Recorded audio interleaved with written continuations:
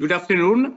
We are here today for our list of seminars. Today the seminar will be on catastrophes, delays and learning with Professor Matti, Liski. We started with our meeting, our seminar today. I remember that the seminar is economic modeling seminars. We are in a second part, so the second version. We started our seminars. The seminar are organized by Italian Association of Environmental Resource Economists, Fondazione Enrico Mattei, in which we are here in this very beautiful library, and University of Brescia, with a collaboration with European University Institute, University of Siena, Department of Economics and Management, Department on Environmental Science and Policy. And I remember that in the first edition, we started with Professor Robert Pindijk in December 2020. After we had Professor Zwart, Professor Hill, Professor Toll, Bergman, Professor Gaulier, Van der Ploeg and Gerlach, and Professor Phoebe Conduri.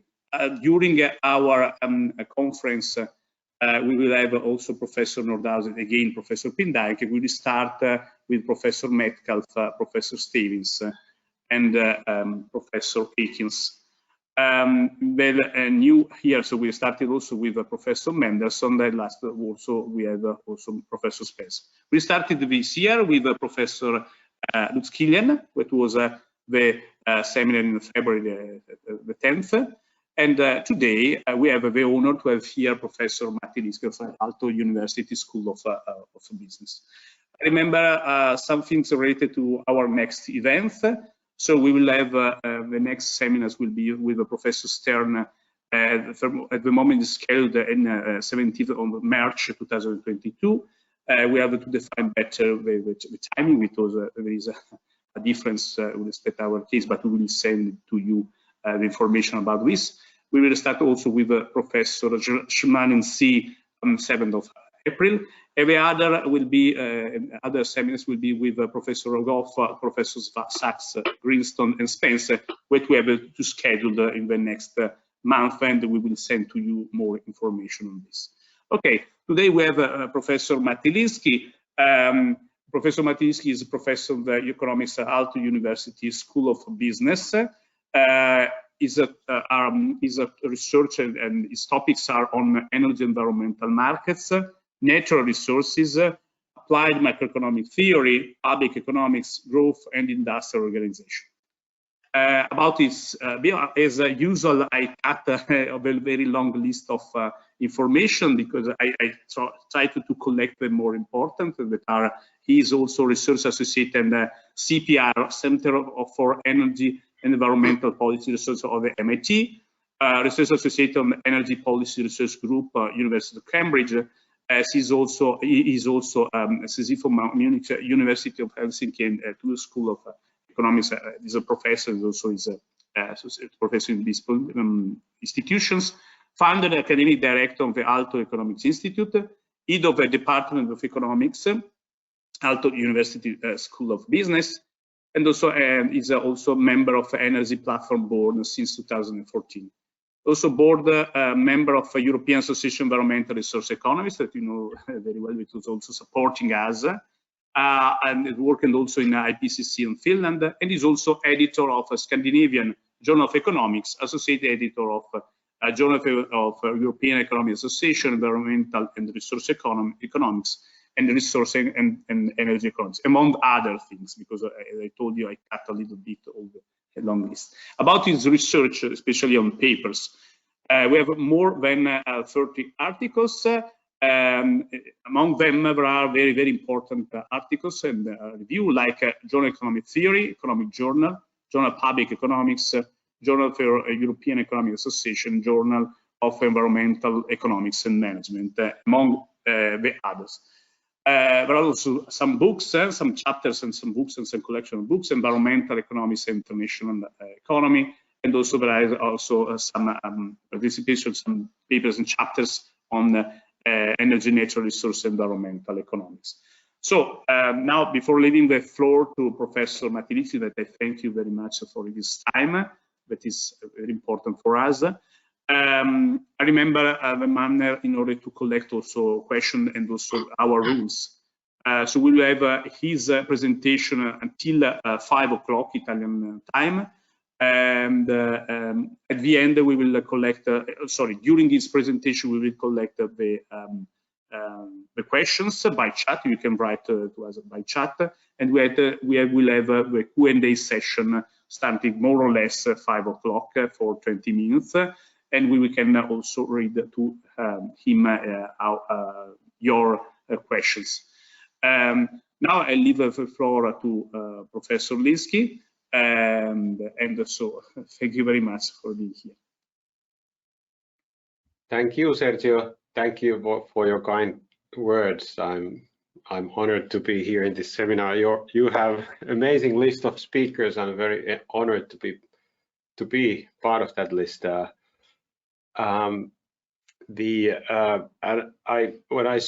You listed all my commitments and duties, I started to feel tired when I was thinking about all the meetings that I'm having. So it's so much fun to be in an academic seminar and give this presentation on a paper that I've been working together with François Alani for some time already now. Sergio, may I ask that can the audience interrupt me during the talk? In general, they don't interrupt you. So you can start and you can. So we use in this manner. So you can start. We will have only at the end the Q&A session. Everything in the end. Okay. Yeah. So, but if there's something unclear, maybe you can use the chat and maybe. Okay. Yes. Sergio, maybe you can then interrupt me if there's something like fundamentally unclear. So I'm happy to answer questions like in any seminar. But otherwise, I assume that you can see my screen now. Yes, perfect. Very good. So this is about catastrophes, delays, and learning. Like I said, this is joined with François Alani from Toulouse. We've been working on this for some years now, I would say. I think it's like, I would say it's basic research in environmental and resource economics. But now, after having this COVID crisis, we also think that it also applies to this problem that we are experiencing with this pandemic. So if I first start with this figure and I will ask now that what is it that ice caps and the COVID-19 crisis have in common? And I think it's fundamentally it's the fear of a meltdown.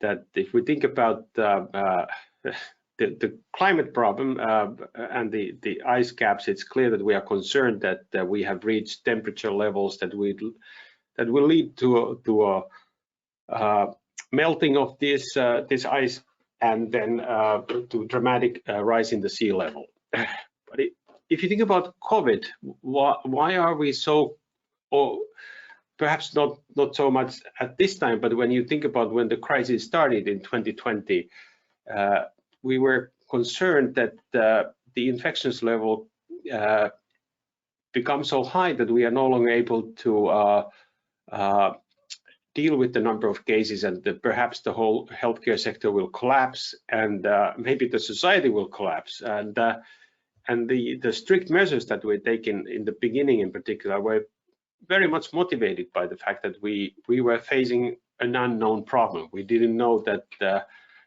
what kind of pressure we can sustain as a society when we think about the number of infections of this virus. The issue is that we don't know that what is the level of infections that we can sustain in the beginning. And now that we have the vaccinations and so forth, we can of course sustain a different level of infections that it was in the beginning. We know much more. But in the beginning of when facing this type of problem, also think about climate change as well, we just don't know that what is the pressure that the system can take in terms of a temperature increase. So the difficult issue here is that there are potentially long delays between the cause and the effect. If you think about the climate problem, we are releasing to the atmosphere the CO2, and then the temperatures increase as a result of that. And it could have been the case that we already released too much CO2 by the 70s for the ice caps to melt, because it just takes a long time for the effect to take place. So there's a big delay between the cause and the effect. And a little bit the same with the COVID crisis, that if we allow the infections to go to a certain level, it can take months, perhaps even longer time for the, for example, a mutating virus to arise from the pool of infected people, and then maybe that mutation is the more deadly version of the virus, and that is the catastrophe that might then lead to collapse of the healthcare, collapse of the economy, perhaps because of that.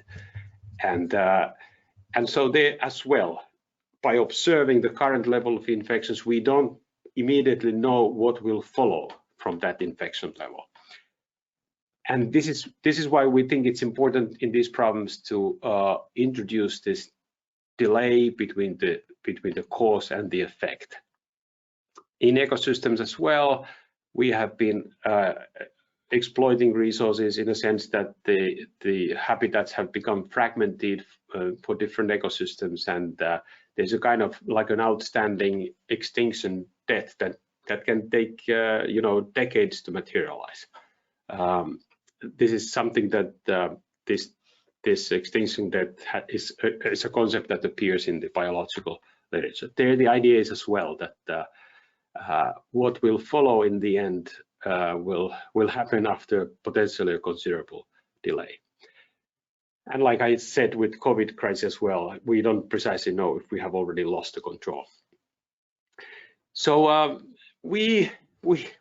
our research agenda is kind of very much motivated by this rather primitive, sort of simple thinking about these primitives. That how should we think about modeling catastrophes when there's this delay between the cause and the impact, and we want to think about building on existing models and adding this feature.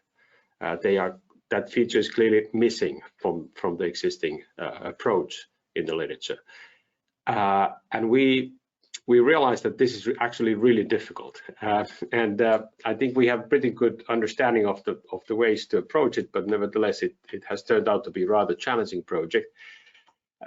It has become rather big projects as well, because we have many applications. We have the climate application of the model, we have the COVID application, we have renewable resource applications, we have exhaustible resource applications of the model. In the paper, we currently have 2 applications, but we do have in reserve other versions of the model that could also, but they cannot be going to this paper because it's already like 60 pages long, the current version. So the paper in a nutshell is that we will have a stock variable. I think to this audience, I don't have to explain the distinction between stocks and flows. But let me do it anyways, because I've been doing it this week when I've been teaching to the first year students the key features of climate change, that there's a big distinction between the stock and the flow.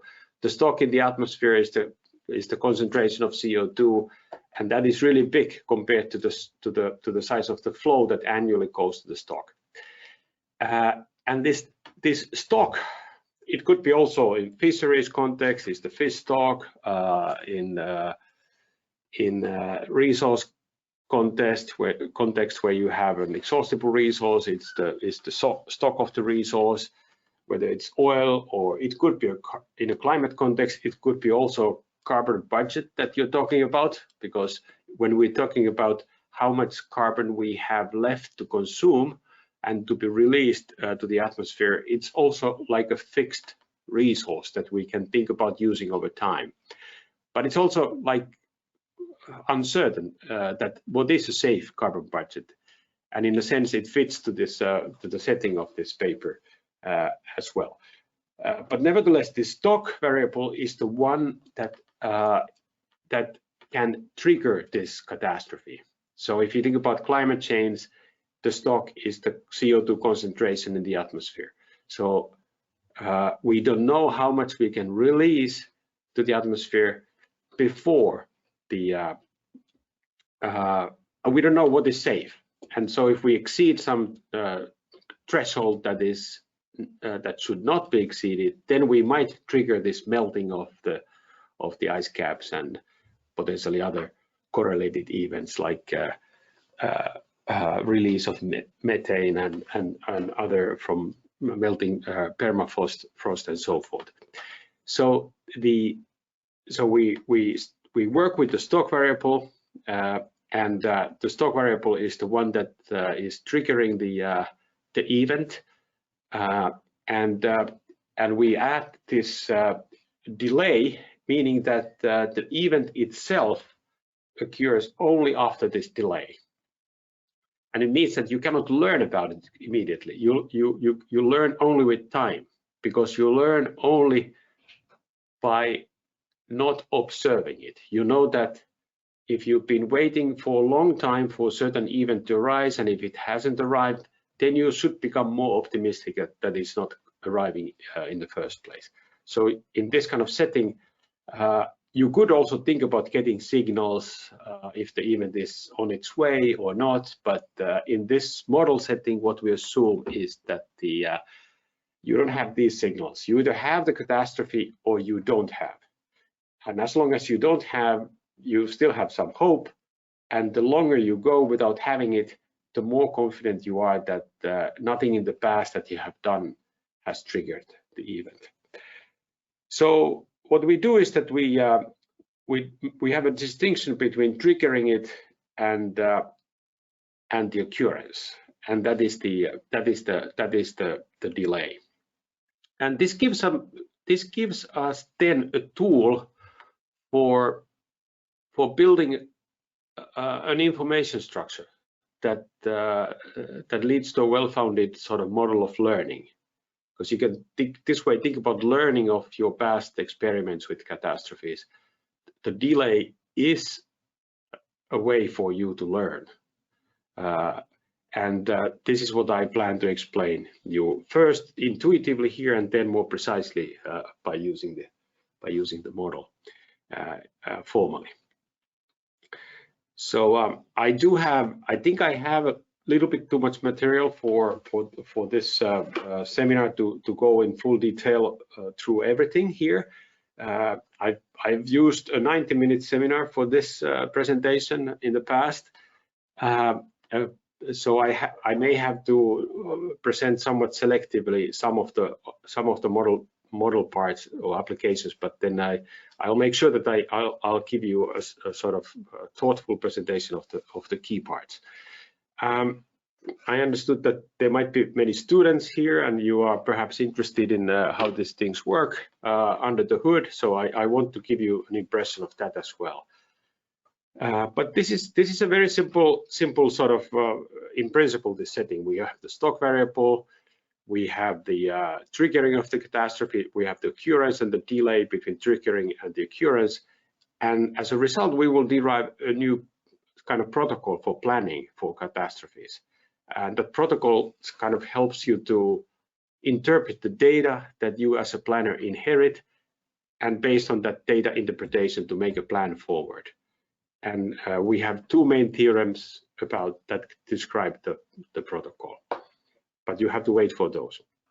But let me explain you in a nutshell that how this in principle sort of in a very concise form what this model is doing. So you could think about this threshold S being the critical threshold that you should not exceed. The the planner. This is a planning model, because I'm thinking about sort of planning for climate change or planning for the COVID crisis. Think about sort of a planner in Italy or some country that has to think about how to best deal with this problem. And the threshold here is something that you definitely would not like to exceed, but you just don't know where the threshold is. You have some basic prior beliefs where it might lie, and these prior beliefs, they have a support, which means that you know that it's certainly not below this lower part of the distribution, and it's not above that higher part. So it certainly lies somewhere there. And you have a distribution for those, for that, where it might lie there. And suppose that you are currently, that's a support, and suppose you're currently standing here. If you think about the temperature, the climate change, then the Q would be your sort of stochastic for the CO2 concentration or temperature. In this stylized model, you know, you can think either way.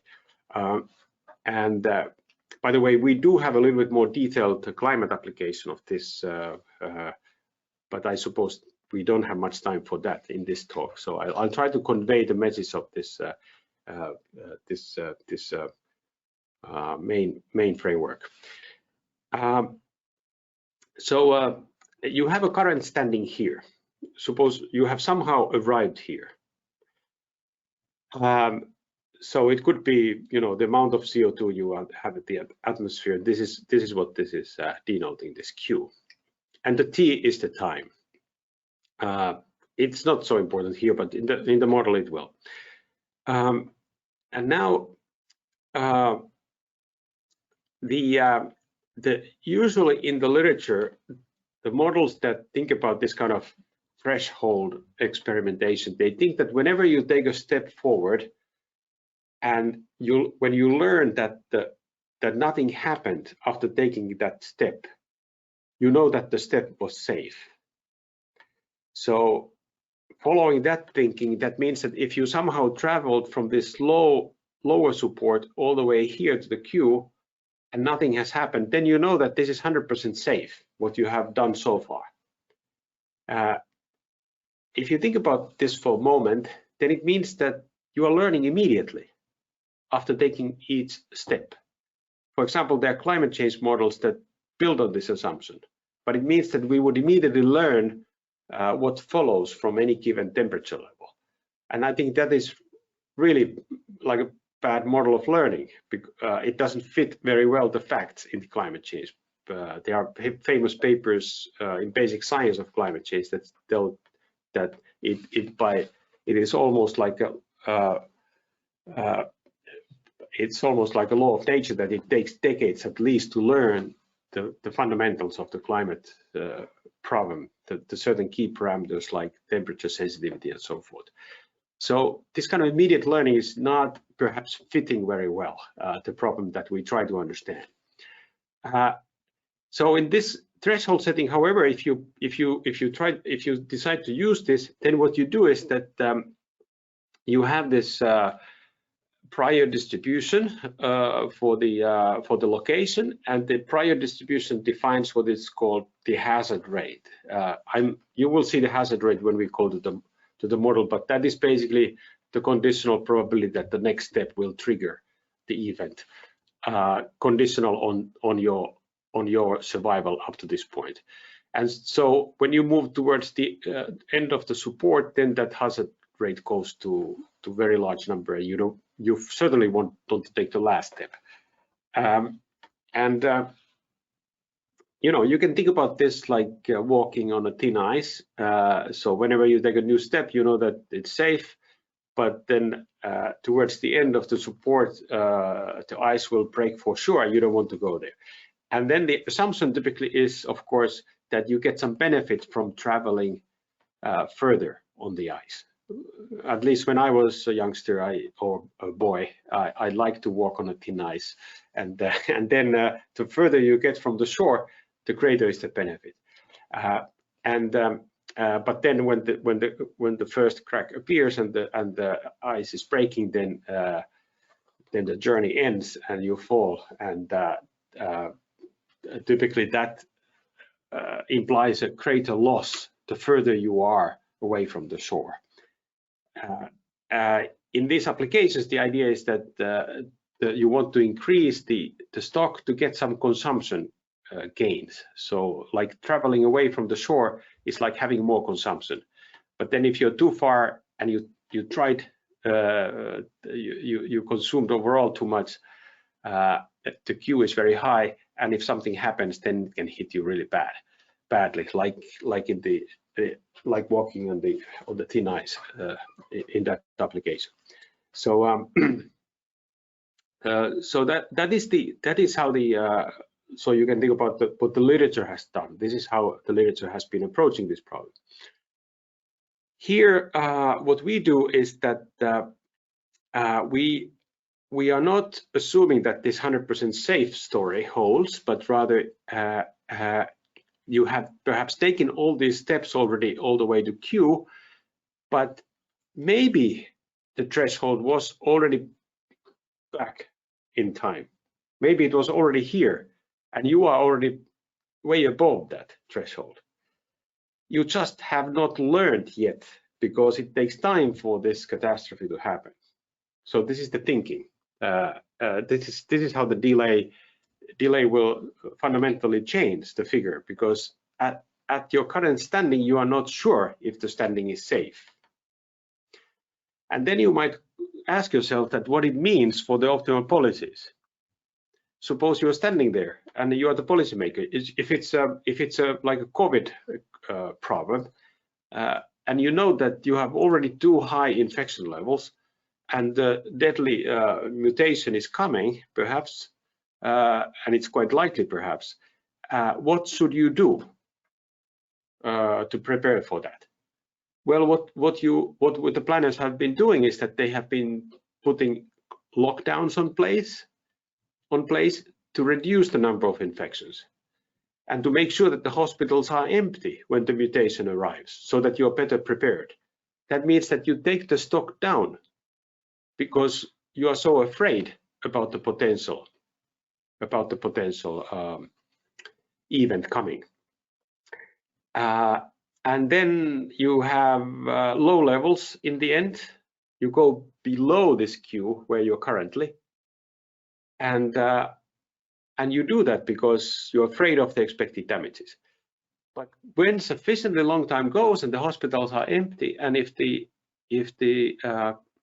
catastrophe is not coming, that is the mutating virus, then you may want to relax the lockdown measures and allow the infections to potentially grow again, because it was safe in the past, it should be safe in the future as well. So you can think that you can tolerate higher levels again, and that means that the policies become very easily, very naturally, they become non-monotonic in a setting like this. So you may turn back because you're afraid of things that happened in the past, but if you learn that nothing is coming, nothing is happening, you have no reason to stay there at low levels, but you can come back. And this is, I think this is what we're observing in COVID as well, that we are seeing high levels of infections and nobody is so much concerned any longer. So it's kind of in the early stages of this COVID crisis, these policies were called hammer and dance policies, that you, whenever the infections go high, you hammer them down, and then you start to dance this way, that they go up again, and then you hammer them again down, and so forth. So this model is a little bit capturing that. And in our climate application, this same feature comes as well. So you see that the delays will change this fundamental model, this sort of basic sort of rudimentary model that you can find from the literature. So this is pretty much what I explained already, that if you're concerned of the damage, you start reducing. If you observe nothing, then you have no reason not to increase it again, the Q level, the stock of infections. So, and if I go back here again, then you may ask that how much you know about whether this was potentially triggered here. Well, it depends when it happened. So if it happened like a long time ago, this crossing of that potential threshold, then you know more, provided that you have not seen the event, that this threshold was quite likely not exceeded then. So you know more when you have been trying the past thresholds far in the history. So this means that if you have been experimenting rather slowly over time, so that you have had lots of time to learn from your past experiments, then you have less reason to be very concerned about what is coming from the past. This is what our model will capture. Whereas if you've been experimenting very rapidly, you know very little about what's coming from the past. Think about climate change, that you've been the temperatures have been increasing very quickly, then there's no chance that you know very much about what will be the impact of those experiments in the near future. So you have more reason to be concerned. Whereas if you know, if you've been like in thinking, the same applies in COVID as well, that if you've been following policies that allow these infections to grow at a very moderate pace, then you know more precisely that these infection levels that you're currently having, that they are relatively safe. Whereas if you allow the virus outbreak to explode and you have very quickly increased the infection levels, then you know less. You know less about the safety of the current infection levels for the society. So in this sense, the timing of the past matters. Timing of the past experiments. And so if you think about that, you have reached very slowly, then you are almost 100%. It can be that you've been so slow that you're almost 100% sure that nothing in the past have triggered the event. Then you come rather close to this model in the literature where you are, by definition, certain that the current standing is safe. So, and then you can decide how much you want to go forward, a little bit like in this model in the literature. So it depends on the history, suddenly, in this setting, what we define, that what policy you want to approach. The policy that you turn back and perhaps come back later, or that you proceed right away forward. It depends on the history, how you arrive to current standing. This is what our model will capture. So in the literature, there are like two camps that consider this, that can be used, two approaches that can be used to model the catastrophe. One is the second one on the list that I already explained, that this threshold where you learn immediately whether you are on the safe side, or the other camp is that the catastrophe is pending. It's coming for sure, and then the policy is only about that you do some actions to mitigate the potential impacts, or you can do something to delay the catastrophe. And most of the papers in the literature, they fall to the first category, because they assume that there's a hazard rate for the event, but when you look carefully at the formal structure, you see that the catastrophe will happen in the end with probability 1. And I could put most of the papers in the literature to that category. And I think if you have a model where the catastrophe happens with probability 1, although you can delay it by actions, nevertheless it happens in the end. I think that is a little bit worrisome model of any catastrophe, because you would need to have a chance to avoid it.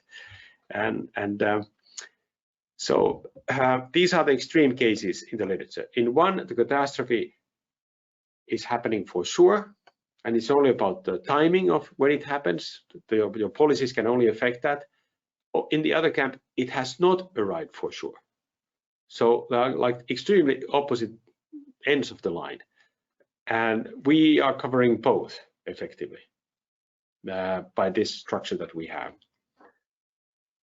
No, I think I should move on to the formal structure. I would normally ask for questions at this point, but I think I better move on because I understood that the questions are not coming.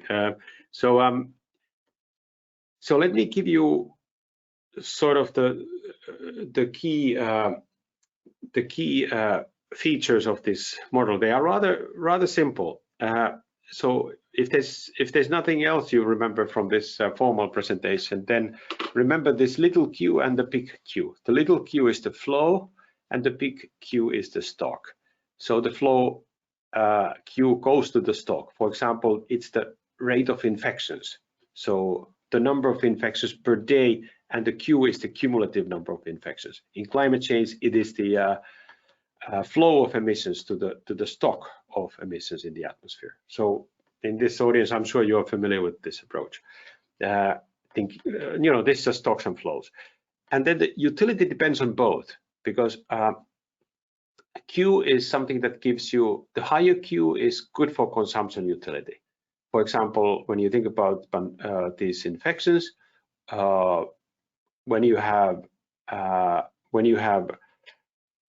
higher level of infections, that means that you're not restricting the economy, you're consuming more, you're consuming like business as usual, then the Q is larger.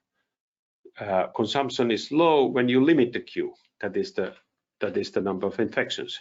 Impose a lockdown, or you put other measures, social distancing measures, and the Q, the little Q is good for your utility.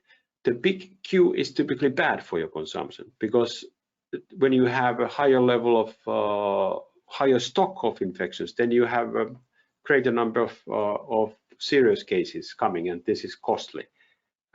And it can be personally costly, but I'm talking here from the planner's perspective. So this in the little bit more sort of detailed model, we have the value of statistical life, and the number of deaths depends on the stock of infected people, and then we have an explicit way of modeling this, how the stock is costly to the planner.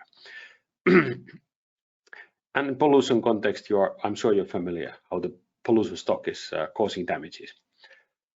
So there is no catastrophe here. The smooth trade-off. I mean, at this point, no catastrophes. That's why I have the toy model here. So I cannot annotate here, but maybe I'll just save time and I could move to another way of presenting. Well, let's see. Let's move on with this first. So there is no catastrophe at this point. Just a smooth trade-off between stock and flow, and the flow is good for your marginal utility here. This is positive, and this other part, maybe if you allow me to move to another presentation format, so I can annotate this. Just a minute. Here we go.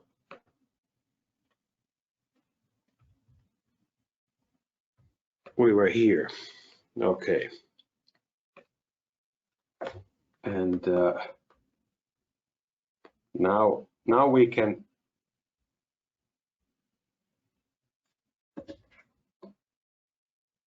have some annotations. So this is good for your the marginal utility increases when you consume somewhat more, and this is the costly part, which is the increase in the stock, and the discount rate is this one here. So I'm here describing the condition that gives you the sort of level of the stock at which you want to stabilize the system. So it's stabilized because we are no longer increasing or decreasing the stock. That's why we have the 0 here for the rate. and then the stock level that that we want to that is kind of putting in balance the marginal utility from consumption, having a little bit extra utility from increasing the stock, and then the cost, discounted cost of marginal damages from increasing the stock. That's the latter part of this this part here.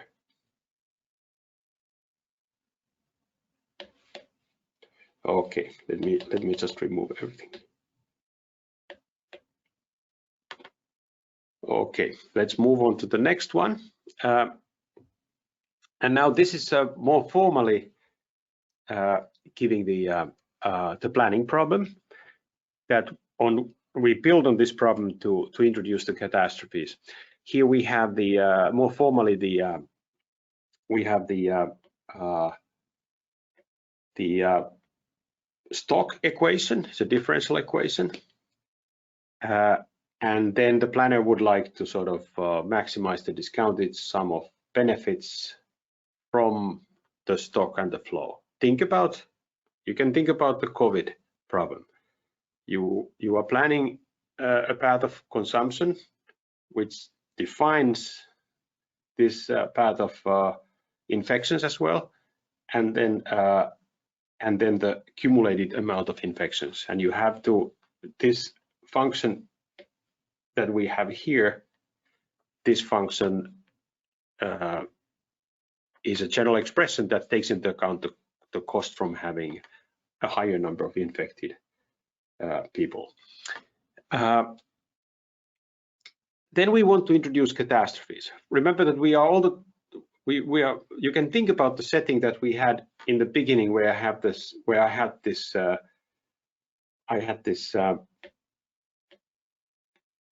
support here for the stock that we discussed in the beginning. Here we have that support, and the hazard rate comes from the primitive belief, which is that you have a distribution function f for the location of the s. Remember, I had this, that the s could be somewhere here, but this one you don't know where it is precisely, but it's following this distribution f, and that defines the hazard rate that I discussed in the beginning. The catastrophe is triggered whenever you exceed the critical threshold.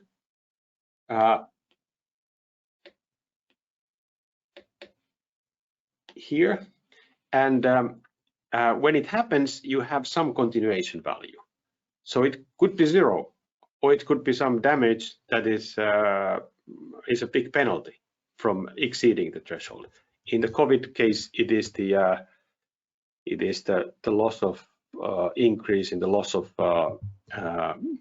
mortality, and to define giving the monetary value in using the value of statistical life and so forth. So the damage, how we defined, so damage depends on how much you lose effectively by experiencing this loss here, and how much you lose is defined by comparing it to what you would gain by stabilizing the stock right away, and then getting the permanent utility at that discounted level, and discounted to the present forever. So this is the difference between the discounted utility from not having the damage and then having the loss and the continuation value from there. So this is our way of defining the damage function, and it's somewhat different from the literature, but we show in the paper that this can give more easily the results that the literature has been getting, and in our setting it's absolutely needed to have a little bit more sort of how should I say, more parts. This is a more straightforward way of defining the damage than what the literature has been doing. And then what we do is that we introduce delays and learning. So we have to talk about the time when you might have exceeded the catastrophe. I mean, you might have triggered the catastrophe, and then it only occurs not at that time, but after a stochastic delay that we denote by tau. So, and we assume that this stochastic delay follows a Poisson process with the parameter alpha. So, if you can compute with this the expected arrival time for any given catastrophe from any given experiment that was done in the past, if you know the time distance to that experiment. So we use that then for simplicity in the future. This is the actual arrival time, realization of the arrival time, the time when you tried the some critical threshold, and plus then the arrival delay, which is a stochastic variable. So this kappa is a stochastic variable. So so the general problem then looks like this: that you have that if you think about what you're trying to maximize, is that instead of having that simple problem without the catastrophe, where we had that part for the simple problem, remember, without the catastrophe, we had that in my first introduction, but you have that utility only up to a point when the catastrophe happens. When the catastrophe happens, then after that you receive the continuation value. And in order to compute the expectation of that, because the kappa is uncertain, so you need to take expectation of potential arrival times for the catastrophe given your policy, what you plan to do with the stock. So you need to condition this problem with the full history of your past experiments, which is here. So this kappa is positive by the fact that you're still alive today, but how likely it is that this kappa will happen soon or later depends on what kind of experiments you've been running in the past, like here. So if you did all the experiments very quickly, then you have more knowledge, less knowledge about what will come. If you did everything very slowly, so that you have had more time to learn from your past actions, then this is having an impact on this expectation here. So this is horribly difficult problem. This is really difficult. It's also quite badly defined problem in many ways, but we have some headway in the paper. We show that under certain conditions there's a solution to this problem. Then we characterize the solutions and state the sort of conditions under which the solutions are as we define them. And I don't really have time to go into all those technicalities. I just want to give you an idea what, in principle, are the steps that we take in solving this problem, and then I show you some illustrations. But you know, even though this is very concisely stated here, the problem, it is extremely difficult problem. So if you don't understand anything, you can just say that it was so difficult. So I'm not trying to say that this is simple. It's certainly not simple. So let me see what can I explain from this. Let me just tell you a little bit about the how we approach this learning, because you have to think about how quickly you learn of the past to form these beliefs about your survival in the future.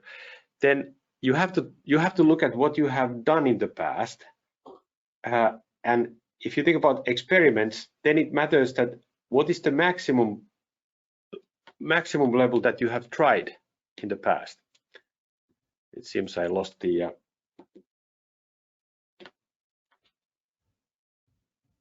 hang on just a minute. I'll just restart this.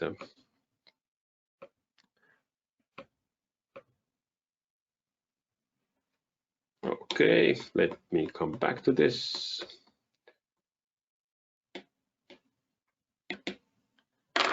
Okay, my annotation doesn't work any longer. My computer is freezing actually. So let's see. I'm done.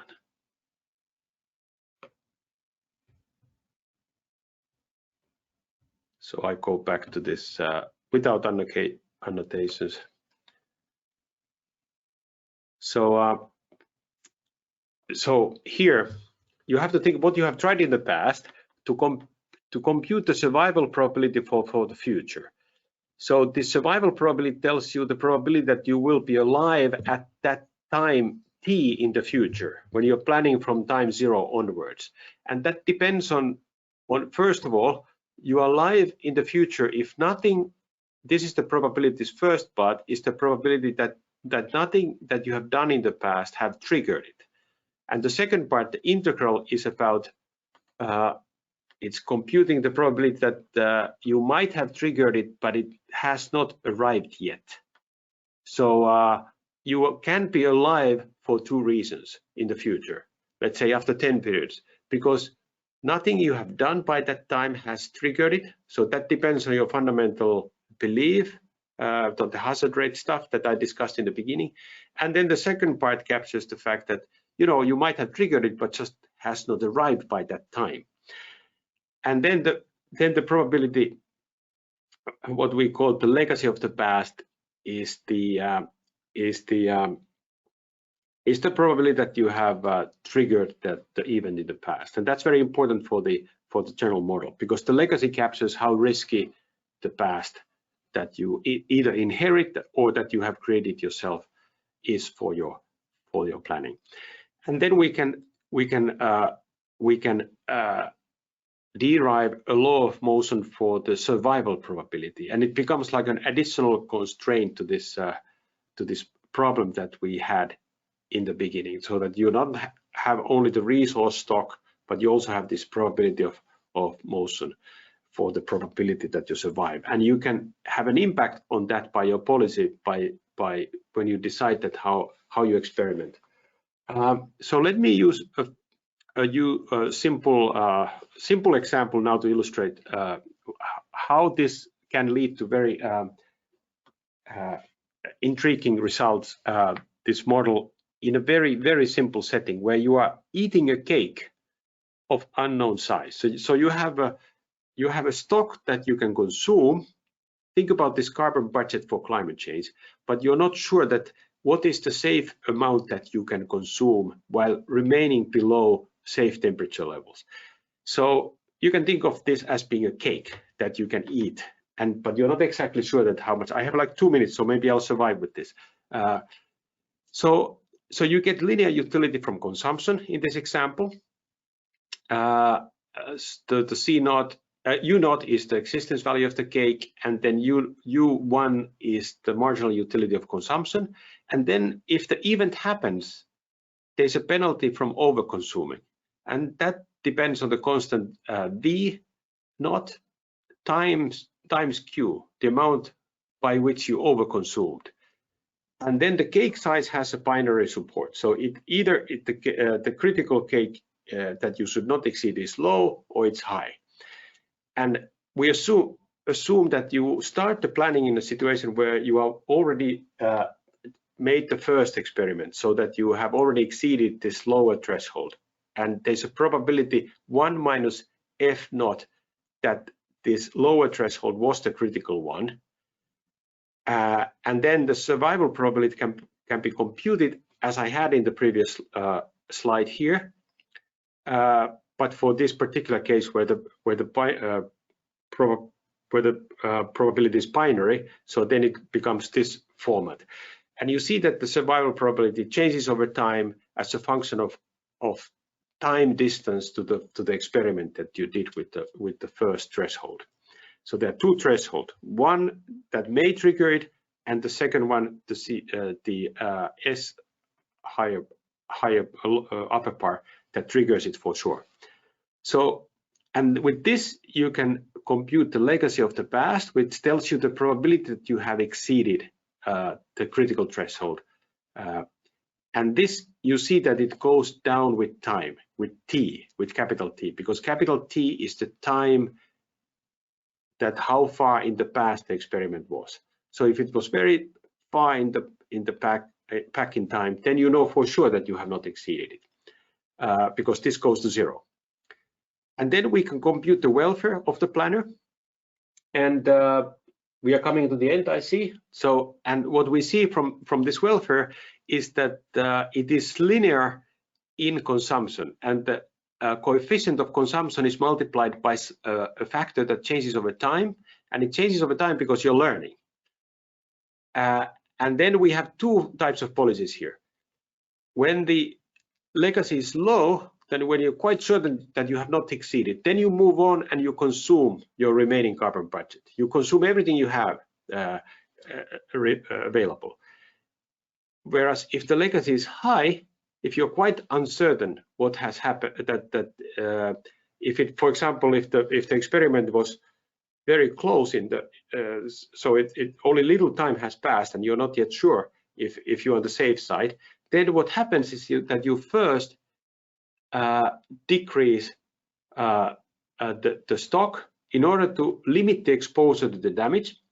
But then when time passes by, then this coefficient becomes positive and you start consuming again, because consumption, the welfare increase in consumption when this A is positive, and it turns positive after sufficiently long time.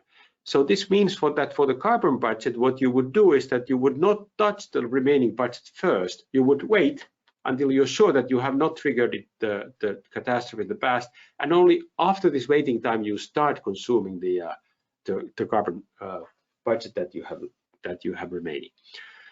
So this is what our model can sort of produce many examples. Let me show you this example on COVID shortly. So that for the COVID problem, if you think about the stock being the infection levels, and if you are less certain that if this infection levels that you have had that you currently have, that if you're less certain that they're safe, you have a longer lockdown, you drive the infection levels further down to a low level than in the case when you are more certain. So the lockdowns are longer after having, for example, an explosive infection outbursts.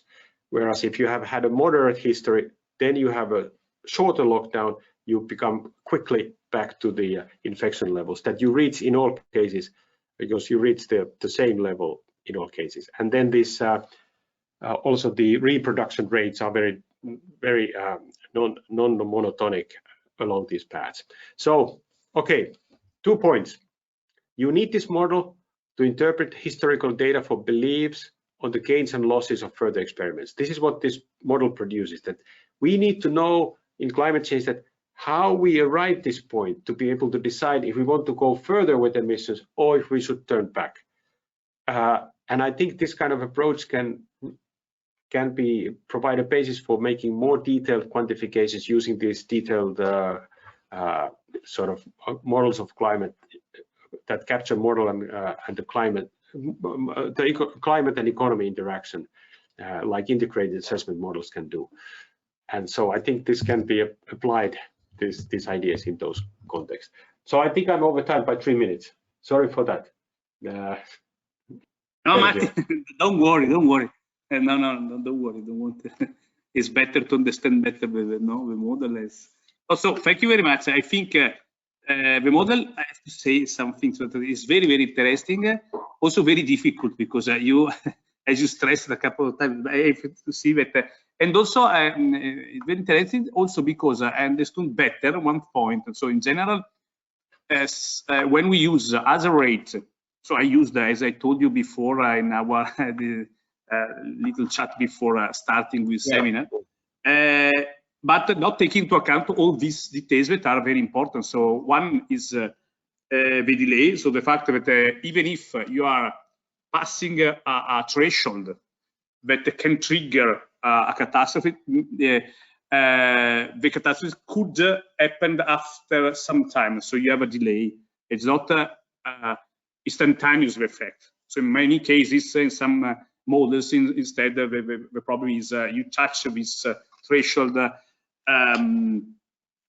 you should have one. And I have a question on this. The second point that is very interesting is this kind of a learning process, no?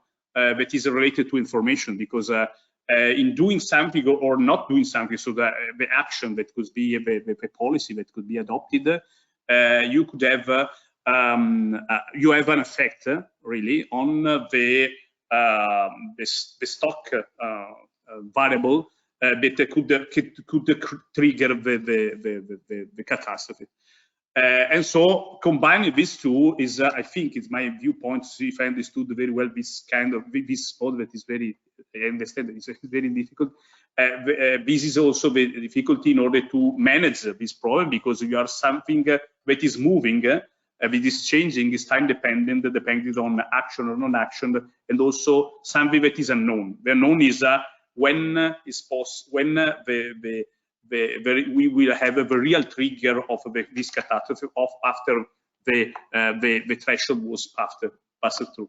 So one point is obviously the idea that will be very interesting to find a manner in order to introduce this kind of new, we can define as a new kind of as a rate. So it's an adapted manner in order to take into account this in an integrated assessment model, take into account this, in order to avoid the fact that the hazard rate is, can I say, is not time dependent in some cases. So we have this shape of the probability of disaster that in this case is moving, no, depending on the time. And from the technical point of view, so it's I think that I'm thinking it's not possible to endogenize the delay in the threshold. So exactly the idea that two different thresholds. One threshold is a threshold that can trigger the effect, and the effect can happen in the end. So when really this can start. Otherwise, to define two different types of, can I say, not shock but timing. So if you work on the timing of the threshold of the catastrophe, you should have in a time t star. So for example, t star is the catastrophe's time.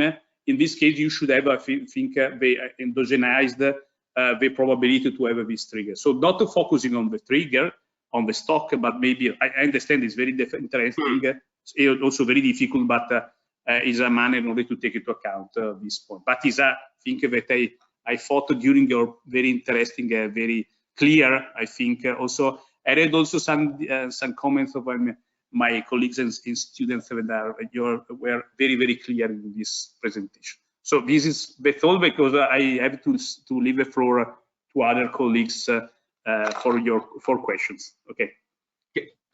Can I answer right away? Or yeah, if you yeah, this is really that, you know, you mentioned sort of endogenizing the delay. That what can you how could you work on that? You know, this is exactly what the hazard rate models typically assume, that you can by your action you can have an impact by, for example,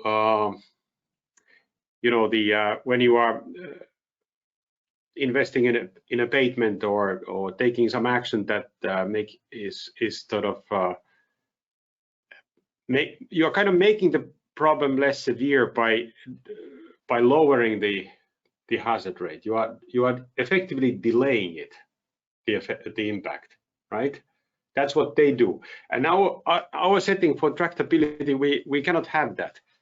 I mean, we don't have that, but we have been thinking about it. What can we do, perhaps, to include it? But at the same time, I'm not precisely sure what is it that these other models have in mind when they do that. I understand if you think about the sort of machine,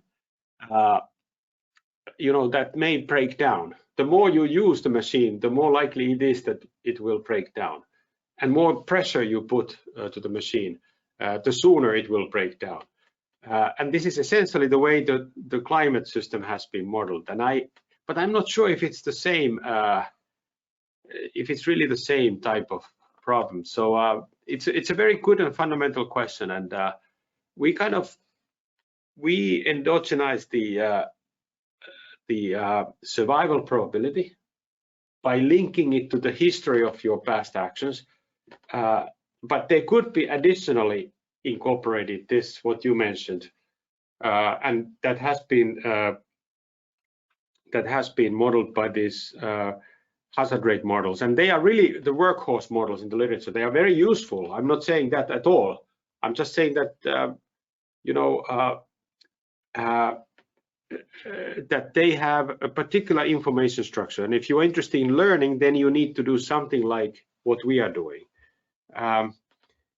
But nevertheless, we are all interested in having models that are easy to work with, and our model is not yet there. But it's nevertheless, this is how science works. It's step by step. Maybe somebody is able to come up with something that can then make this an easy model to work with. But you are, this is exactly right question. But I haven't sort of precisely understood that. How should we think about that? That you could undertake something, some action that delays the arrival itself, the alpha that we had. Yeah, exactly. Okay, thank you for that. So now I leave the floor to Alessio D'Amato. Alessio should be here. I think he can switch on his camera for a question. After that, we will have also Simone Borghesi.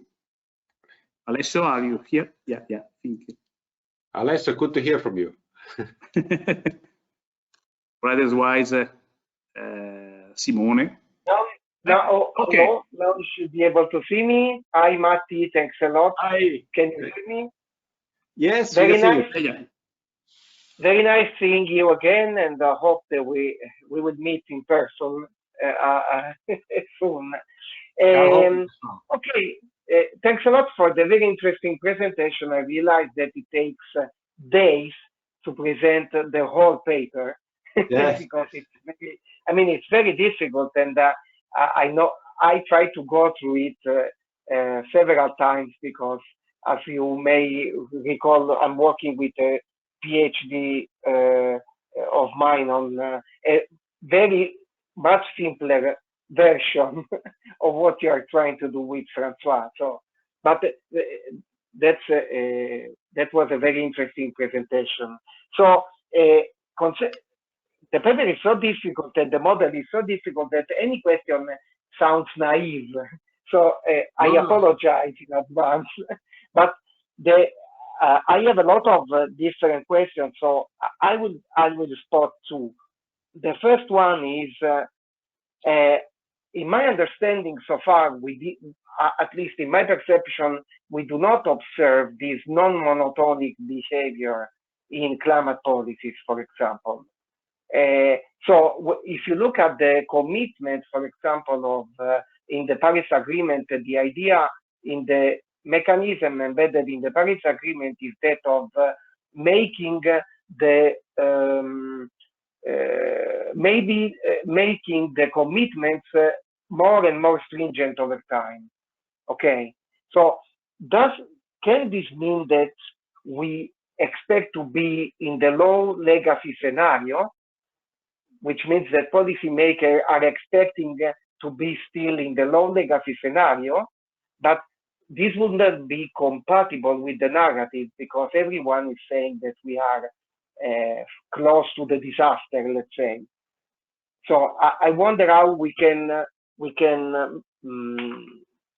rationalize your modeling strategy and the current narrative and monotonic, apparently monotonic climate policy.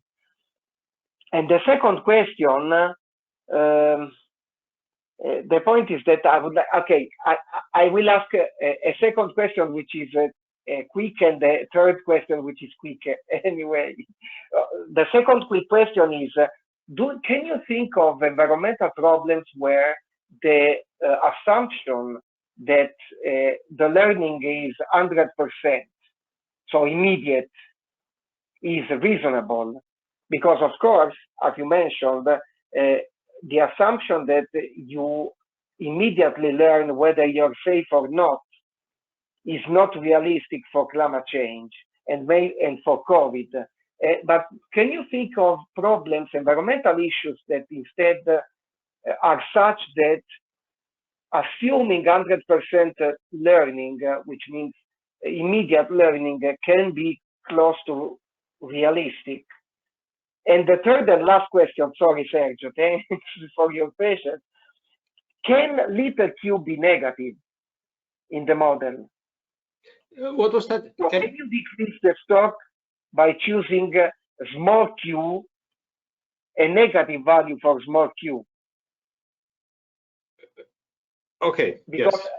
Okay, because a small q may be negative if at some point we emit a negative amount of CO2 because we capture more CO2 than we are emitting.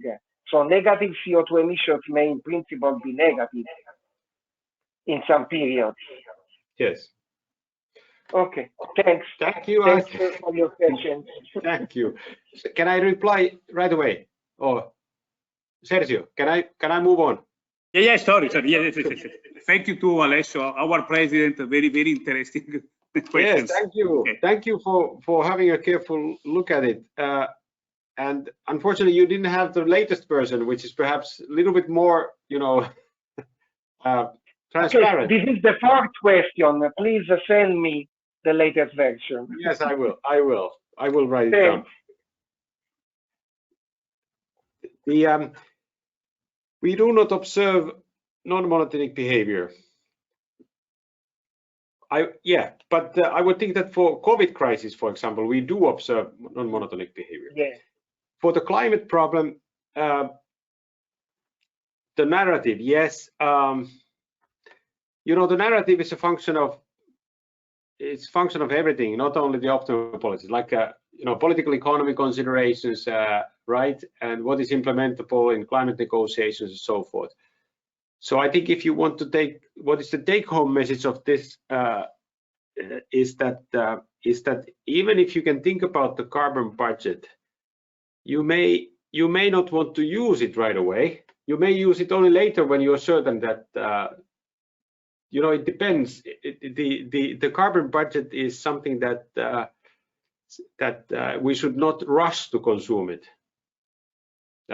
This is what the monotonicity can mean in the climate context.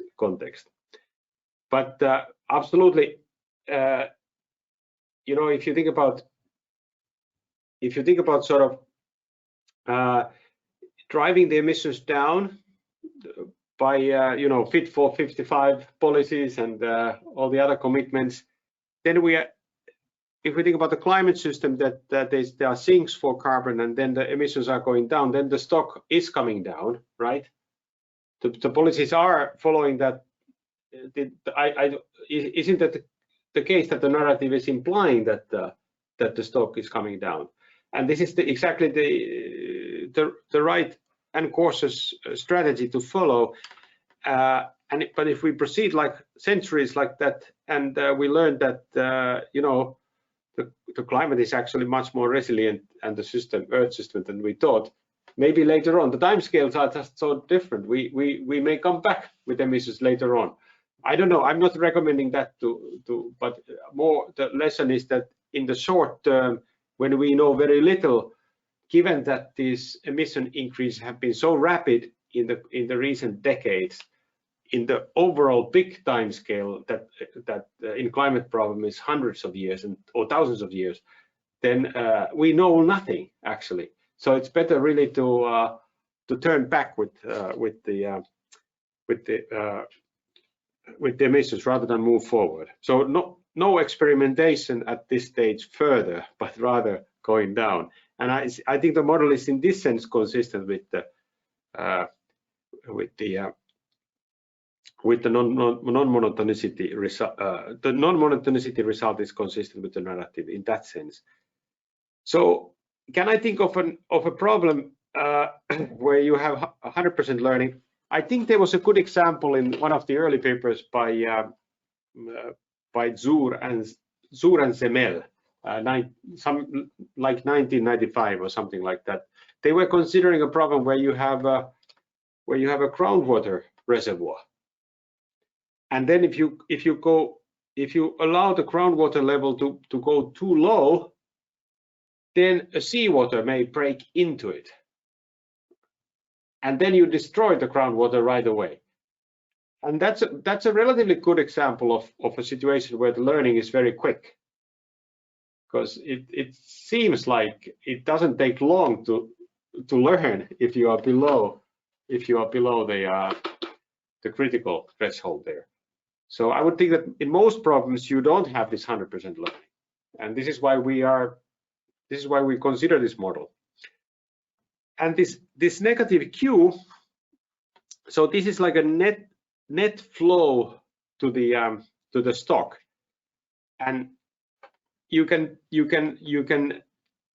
for example, you can have that without having carbon capture and sort of industrial trees and whatever you have to take the carbon from the atmosphere. You can have it by having the emission rate lower than the decay rate of the stock. So if you have a decay of carbon from the atmosphere to the oceans, for example, then that is going to lead to reduction in the stock. And when that is, the reduction in the stock is larger than what you consume these fossil fuels, then the stock will go down, and that is the net stock. This Q, little q, is negative then. And we do actually have a climate version, little climate model like that. So in that sense, it doesn't mean that you have to take like a deliberate action to take the carbon from the atmosphere, but it's enough that you have the negative difference between the net change in the stock. I mean the negative that the decay rate is, the total decay is larger than what you release to the atmosphere through your burning of fossil fuels, for example. So in that sense, it's perfectly fine to have negative stocks. And if you think about the negative net change in the stock, so if you think about the COVID illustration, so people disappear from the stock of infected by becoming healthy or by dying. There are two ways to leave the pool of infected. And as long as this rate at which people become healthy is bigger than or die, as long as this rate is bigger than the rate at which people get infected, then the net change is negative. So in that sense, we have a very sort of compressed model that allows us to go into this interpretation, allows us to have these interpretations that are consistent with the negative net change in the stock. Okay. So, thanks a lot, Matti. Thank you. Thanks again for your presentation. It was a pleasure. Thank you. Thank you. Thank you, Liski. Yeah. Now we have other 3 questions. So I try to. Now I leave the floor to Simone Borghesi. So Simone. Simone, good to hear from you. Yeah. Yes, here I am. Great. Hi, Matti. How are you? Hi, how are you? Mr. President, good to see you. Yes, from one president to the other, you see. Well, thank you for your presentation. Very interesting, as usual, I would say. I have a couple of quick questions. I like very much the image that you gave of walking on thin ice. And the question that we were asking, how did we get here, basically? Now, listening to your presentation, this reminds me very much of history and expectations, the famous article by Krugman. Oh, yes. Basically, yes. The history brought us here and the expectations will bring us forward. Now, what we learn from that literature is that starting from the same initial values, so determined by the state variables, so our history, we can end up in a totally different outcomes because of the expectations. So I was wondering, what's the role of expectations in your theoretical framework? Because you seem to focus more on how we got here. So what is before our history up to now? And but that was probably determined by past expectations. So if you could elaborate on this a second. And then the second fast question that is somehow related to the expectations. You said that you assume that the decision maker is informed only at the occurrence date, right?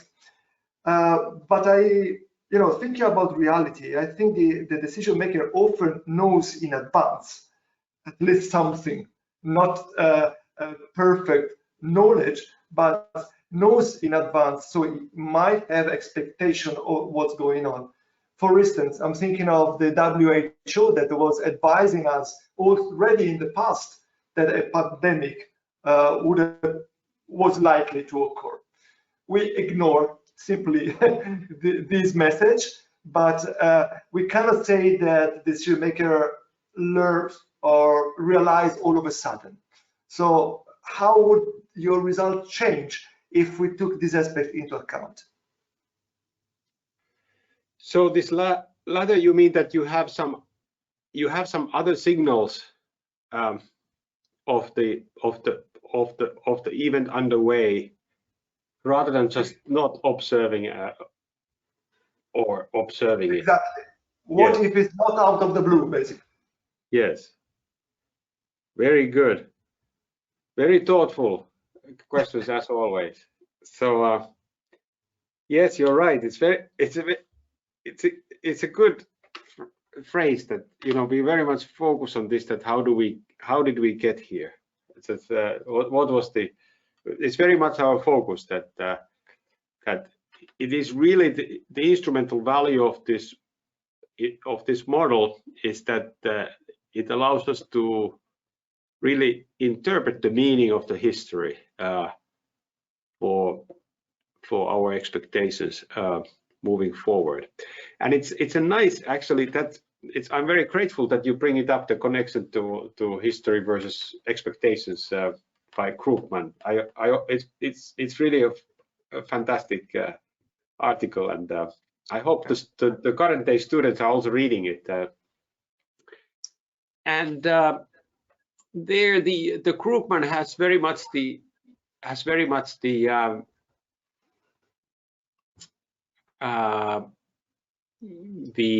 type of setting in mind where the expectations were particularly important because they can take the equilibrium or the economy to very different types of equilibria, because if everybody's going to work in a very productive sector, then it makes also, for me, it makes sense to work in the same sector because it's productive precisely because everybody goes there.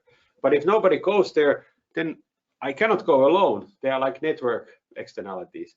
And so we get stuck in this less productive activity, perhaps. So do we have, that's an interesting question, that what we don't currently have that feature in the model. But it's certainly something that,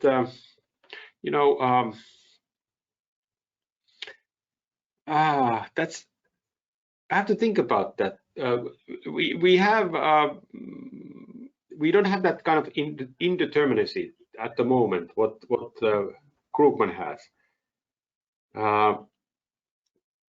But it would be important. It would be interesting to see if we, in particular, if we had like more actors in the model, then it could perhaps easily arise. This maybe that's the way to make that connection. If we had more sort of actors that are generating the kind of the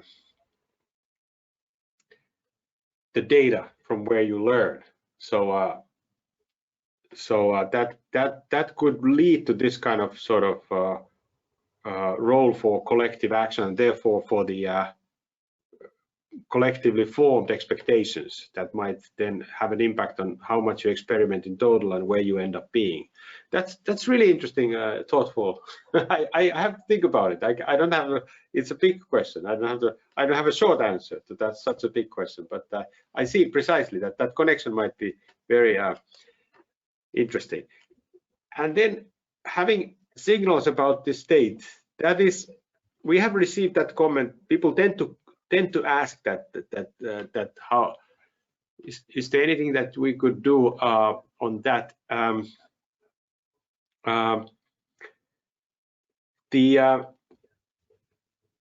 We have I have another model with Dreyer Gerlach that is somewhat similar, but the modeling approach to learning is simplified. And there we had initially these two events that you have the when you are having climate change, then you learn about the key parameters gradually. You get signals, and you understand that what is the basic structure of the economy. And at the same time, you have this this potential for catastrophe.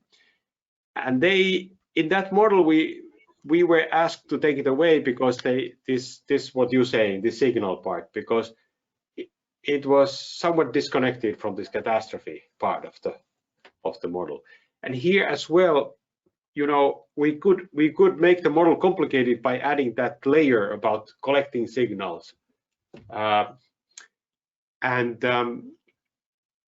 at this point, I don't have a, you know, this is something I've been thinking. I already have one model that has that feature. So and in that model, we couldn't find an interesting way to build the connection between the catastrophe and that signal collection.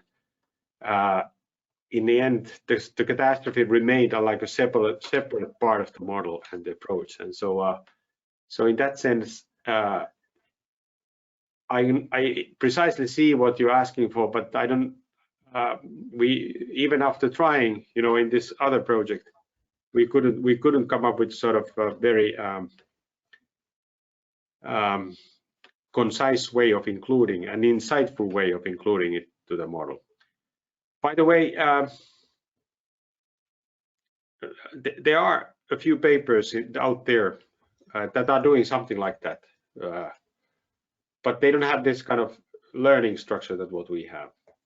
So, but there are papers of catastrophes where you have the signal structure as well. So I don't have a very good answer. Both are very thoughtful questions. Thank you. Sorry about that. But I really enjoyed it. Sure, I know it adds complexity to a very complex model, but yeah, that's what came to my mind. It's a complex, but I think the question is very simple. You are, exactly. Yes. You know, you are walking on thin ice, and you have to decide how far you go. When do you want to turn back? And you might, but the whole model can be explained in a way that, you know, the only thing you have to sort of think about whether it fits the thin ice context or not is that when you're walking on a thin ice, it may be that you already went too far, but you haven't. The ice is still holding, but there's no way you can turn back any longer. And so, in that sense, that's what the delay means. But yeah, well, I don't know. I mean, if you think about that, you're walking on thin ice.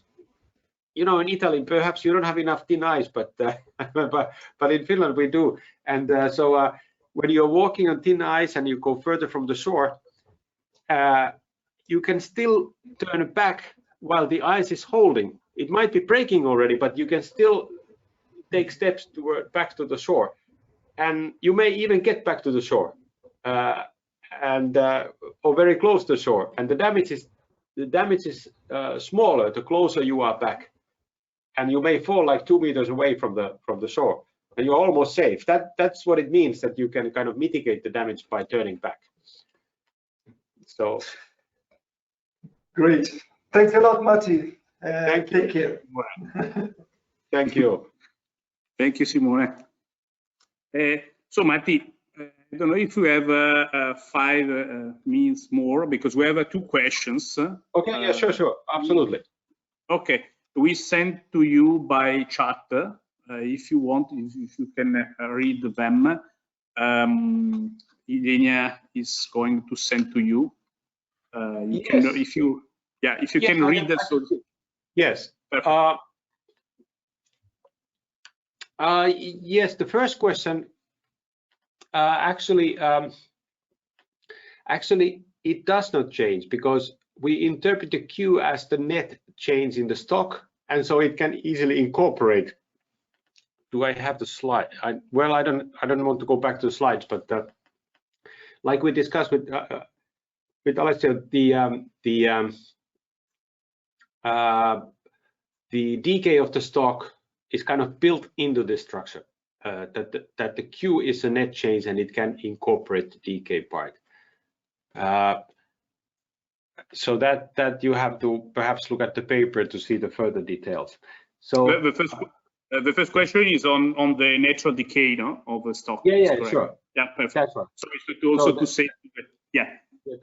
That's right. We kind of captured that, and so that the condition would not change actually.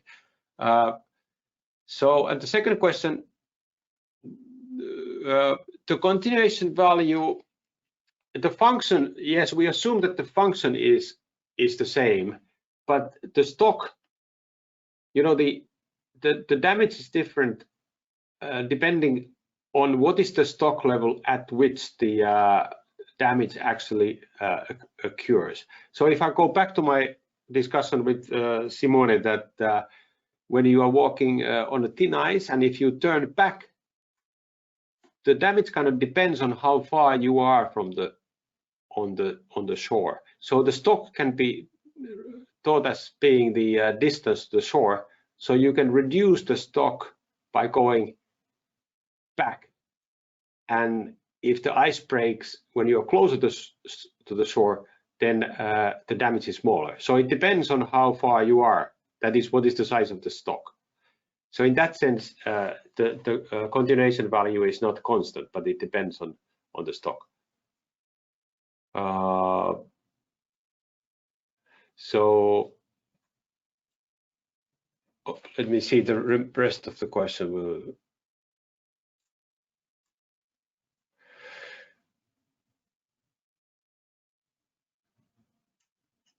Oh yes, the persistence of the. The question that is, could it be possible to extend the analysis also on the perceived persistence of the stock? Yeah, that's a very good. Yeah. I think you know, the little model that I explained, the little q and the big Q, it is so general that it can actually incorporate this interpretations that have different. You know, we can have different interpretations about the persistence of the shock. For example, in the COVID application, we do have this interpretation that the shock can go away in a sense that you might be hit by a mutating virus, so that you experience the shock, but then the same model also includes the idea that there's a vaccination, there's a potential sort of vaccine that can protect you, but it's not immediately available. That's what it's mean to have this, to have the catastrophe, that you're facing the shock while you don't have the vaccine, which was the situation in the beginning of the pandemic, that it was so serious because we didn't have the vaccine. and then it was a catastrophe in that sense. And then the second catastrophe, which was, think about Omicron wave, it was not so serious because we had the vaccine. So it is how severe it is depends on the persistence. This is a very good question, and I absolutely it is kind of one of the sort of fundamentals that that determines how severe the shock is, the persistence. If you have to live it forever, maybe you know it can be you may lose all the consumption, and that would that shock is very persistent. You're locked down forever. Yeah, so, exactly. So absolutely, persistence is a good way to think about the severity of the. And yeah, it's a very good question. Thank you. Yeah, thank you too, Manuele Ciola from Film. Thank you. Okay, so we are at the end. Thank you very much, Matti. So as usual, you can, if you want to come here, we are invited here in Film, so, and also to stay together, to try to also to work together. So thank you very much for your time. Thank you also to all the participants. Thank you. Thank you. Fantastic questions, and thank you very much for all your comments. Thank you, Matti.